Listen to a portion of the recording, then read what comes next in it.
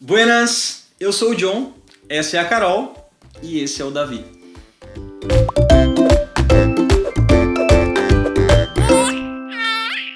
Se tu caiu de paraquedas nesse vídeo, eu vou te resumir rapidinho.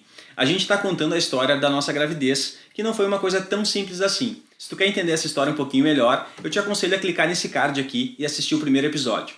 Já aproveita, te inscreve no canal e compartilha esse vídeo com alguém que tu acha que vai gostar. No vídeo de hoje, a gente vai contar a nossa experiência com a inseminação artificial. No dia 10 de setembro de 2020, nós fizemos a nossa primeira consulta com a doutora Lara, que é especialista em reprodução humana. A consulta foi online e nessa consulta ela perguntou sobre o nosso histórico, nosso estilo de vida e alguns exames que a gente já tinha feito.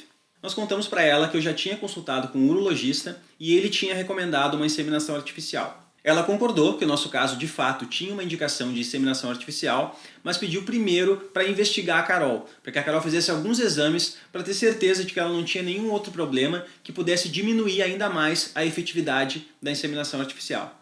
A inseminação ela tem uma taxa de sucesso de cerca de 18 a 20%, que é muito próximo ao do coito programado, que era o que a gente estava fazendo antes, né?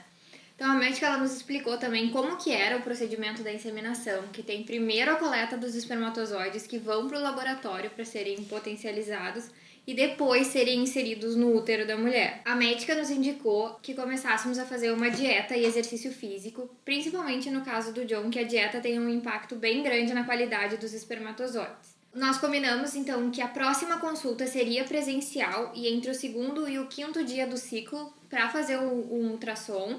E que eu também deveria fazer um ultrassom 3D, mais uns exames de sangue e que nós os dois deveríamos começar a tomar umas vitaminas.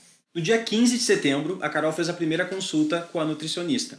Nessa consulta, ela reforçou que nós deveríamos fazer exercícios pelo menos 4 vezes por semana e também nos indicou meditação. A gente até tentou, mas a meditação não rolou. No dia seguinte foi a minha vez de consultar com a nutricionista e ela nos passou a prescrição que a gente acabou validando um mês depois na próxima consulta. Aí no segundo dia do ciclo, então, a gente voltou na médica para fazer o acompanhamento conforme a gente tinha combinado. E aí agora vocês vão ver os vídeos que a gente gravou no dia mesmo. Hoje a gente foi na segunda consulta do controle. Na quinta-feira a Carol tem uma ultrassonografia 3D. É um transvaginal, galera. Enfim. E a gente vai levar esse exame pra doutora. Passo o resultado quinta e aí ela vai decidir se eu volto lá sábado ou segunda. Realmente, galera, é um investimento alto. Quando vai pensar na inseminação, não é só o valor da inseminação. A gente já gastou, sei lá, uns R$500 com vitamina. Mais 500 reais com vitamina. Tem as consultas. Os exames, a gente tem a Unimed que cobre quase todos os exames, mas tem uns que ela pede que eles não cobrem, como por exemplo esse exame que eu vou fazer na quinta. Sem contar os gastos que a gente não vê, né? Que é deslocamento para consulta, supermercado para comprar as coisas da dieta. São gastos que a gente não contabiliza, mas se for colocar depois na ponta da caneta, realmente é bastante coisa. Então eu tenho noção disso. Mas a consulta de hoje foi boa, assim, ela nos deixou mais esperançosos, a gente estava na dúvida se daria para inseminar, se não daria. Se ela acharia melhor partir para in vitro mesmo. Os meus espermatozoides são tipo o guerreiro no Inter. Se mexe, mas o que é bom não faz, entendeu? Então é mais ou menos isso, para resumir. A gente recebeu uma notícia muito importante hoje também, que sim, vai ser possível fazer inseminação no mês que vem. Então a gente ficou bem ansioso, tá bem otimista, um pouco tenso. E ainda existe uma possibilidade da Carol engravidar esse mês de forma natural, né? E a gente torce, mas a gente está contando com a inseminação no mês que vem. A Carol fez a consulta agora de tarde e aí a gente foi comprar medicação na farmácia. Tava tudo bem, até a consulta tava tudo bem. Isso. Aí a gente passou na farmácia para comprar medicação. A medicação custa R$600. E além disso a gente teve que comprar mais vitaminas, para continuar tomando as vitaminas. E, enfim, cada passo é uma surpresa e é um rombo no bolso. Na semana passada a gente fez uma nova consulta com a nutricionista. A gente está seguindo bem à risca a dieta. A gente também está fazendo exercícios, uma média de 4 vezes por semana, né? A Carol tem consulta hoje, vai começar a tomar já um medicamento para induzir a ovulação. E esse procedimento vai ser feito em Porto Alegre. A gente vai para lá provavelmente daqui a 2 semanas.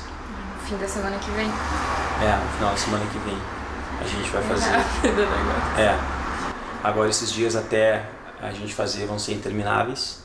A minha medicação exige um acompanhamento de perto. Eu ovulo sozinha, mas é tardio, então ela achou melhor induzir, que aí tem mais chances, mais óvulos evolui. Como a Carol, a ovulação da Carol é tardia, induzindo ela vai saber exatamente quando a Carol ovulou, por isso que ela vai começar a tomar medicamento hoje para induzir a ovulação e a gente fazer o procedimento dessa maneira. Bom, ontem a gente foi na médica fazer o acompanhamento da Carol. Explica melhor, amor, tu que sabe essa parte que eu não sei explicar muito bem. Tá, então eu tomei uma medicação na semana passada pra induzir a ovulação. Durante toda a semana passada, de segunda a sexta, eu tomei essa medicação e ontem a gente foi lá pra ver se eu tinha respondido a medicação ou não. E aí é um remédio que, se algum médico estiver vendo isso e eu estiver falando alguma merda, desculpe. Ele faz com que o folículo cresça, então tenha uma ovulação melhor. Ao mesmo tempo que ele também olha pro endométrio, né? Só que o meu folículo cresce desproporcional do endométrio. Isso no ciclo natural também. Só que como é mais tardio, eles se encontram em determinado momento. Daí ontem, quando a gente fez esse exame, eu já estava prestes a uma ovulação de um dos 3 folículos que eu tenho. E o endométrio estava de 5,8 e não se insemina com endométrio menor que 7. A gente estava indo lá na esperança de marcar a inseminação, né? A médica nos deu meio que um balde de água fria, né? Falou, ó, Carol, eu acho que a gente vai ter que remarcar pro mês que vem. De qualquer forma, vem aqui amanhã pra gente fazer o acompanhamento, ver como é que tá. Mas ela é muito delicada, ela é muito legal, assim, a forma como ela trata mesmo. Ela sempre é muito transparente, ela dá a real, mas de uma forma muito delicada, né? Não, a gente ainda tem uma esperança, mas acho que a gente vai ter que remarcar, porque ela achava que eu já iria ovular sem ter o endométrio com a espessura certa. Ela marcou o exame para hoje. Então a gente foi hoje fazer novamente o acompanhamento. A gente foi totalmente despretensioso e chegamos lá, fizemos o acompanhamento e a gente teve a surpresa de que o endométrio da Carol estava com 7,8. Ou seja, tá o cenário ideal pra gente fazer a inseminação. Então a gente marcou a inseminação pra sexta-feira. Hoje é quarta, a gente viaja amanhã pra Porto Alegre. A gente tem que estar na clínica às 7h30 para fazer a coleta, às 10h30 a Carol faz a inseminação. A gente tá bem ansioso, tá bem nervoso. Não caiu a ficha ainda. E veio mais coisa junto, né? A gente achou que ia ser simplesmente, ok, marcamos, então tem que estar em Porto Alegre no dia tal. Claro, o horário já não ficou muito bom pela nossa localidade, né? Que aí tem que ir um dia antes. Mas aí junto com isso, eu tenho que tomar uma injeção agora de noite. O John tem que fazer exame de sangue amanhã de manhã. Isso. E nós dois temos que fazer o PCR pro Covid e um exame do Zika. Da Zika vírus, porque para entrar na clínica precisa ter isso.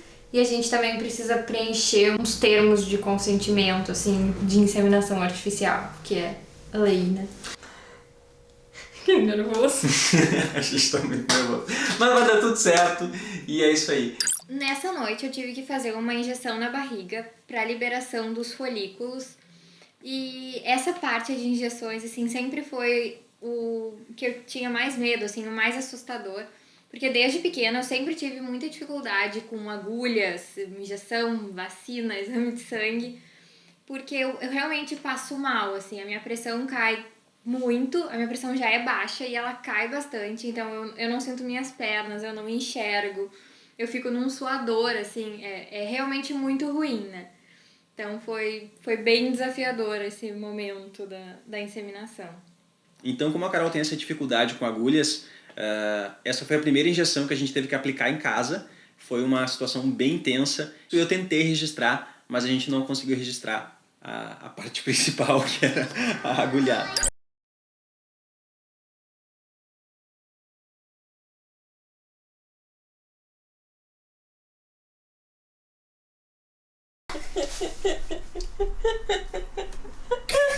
Amor, acho que essa etapa a gente não vai conseguir filmar. São 5:07 de quinta-feira. A gente vai fazer o teste para Covid, né? O PCR e teste para Zika para poder inseminar amanhã. Como é que tá te sentindo? Tô nervosa. Um passo de cada vez. Ontem aquela injeção horrível. A minha mãe que aplicou. E eu deixei ela nervosa. Aí ela ficou nervosa. Eu fiquei nervosa. Que ela tava nervosa. Ela tava nervosa que eu tava nervosa. E tava todo mundo nervoso. Já fiz meu teste, tanto do Zika quanto de Covid. A Carol perdeu a CNH dela, então a gente teve que voltar em casa para pegar a carteira de identidade. Agora a gente está aqui no box esperando pra Carol fazer o teste dela. Tá nervosa? Sim, eu imaginei que era de sangue. Achei que essa agulhada já tinha terminado. Não terminaram. É parente de Maurício Matar. Ah, já pensou? Seria uma boa, né? Esta mão. Eu acho que a galera não vai gostar de ver isso aí. Tem algum desvio de septo? Não, ai. Ai. Nossa, tá me dando muito. É que tá sequinho ali. Então, para fechar a saga dos exames com chave de ouro, a gente fez o teste do Zika e o PCR pro Covid para viajar no outro dia para Porto Alegre, né? A gente tava bem ansioso, porque por mais que tu pesquise, que a médica explique como é, tu não sabe exatamente como vai ser quando chegar lá, né? Então, não tem como não ficar meio nervoso. E quando a gente descobriu que a gente teria que viajar um dia antes para Porto Alegre, a gente estava pensando em ficar em um hotel, né? Mas com essa função da Covid, né, a gente estava preocupado, então a Carol sugeriu da gente contar para minha mãe e para minha irmã da nossa situação, que a gente estava tentando engravidar, então nós fizemos uma chamada de vídeo com elas, explicamos toda a situação e combinamos de ficar na casa delas um dia antes, né, do procedimento. Então tá, partiu Porto Alegre, fazer o procedimento. São 6h16, a gente está em Canoas e a gente está indo agora lá para a clínica. E aí às 7h30 eu faço a coleta e depois às 10h30 a Carol faz a inseminação. Como é que tu tá, mano? Como é que foi essa noite? A noite, como a gente tava cansada, até não foi tão ruim, né? Eu demorei a pegar no sono, mas depois capotei, assim. Eu dormi, mas eu sonhei muito e acordei muito de madrugada. Foi bem complicado essa noite. Mas é ansiedade, normal. Então a gente vai pra lá agora e daqui a pouquinho a gente fala de novo. A gente já tá aqui na clínica e que horas são? 7h24, daqui a 6 minutos eu devo fazer a coleta e depois é a vez da Carol. É um procedimento rápido, deve levar 15 minutos, pelo que eles disseram. E a gente não sabe ainda ao certo como é depois, se a Carol fica deitada, enfim. Já fiz minha coleta, exatamente às 8h03, porque eu tinha que colocar no papelzinho, ó. Agora a gente aguarda até às 10h30 para fazer o procedimento na Carol.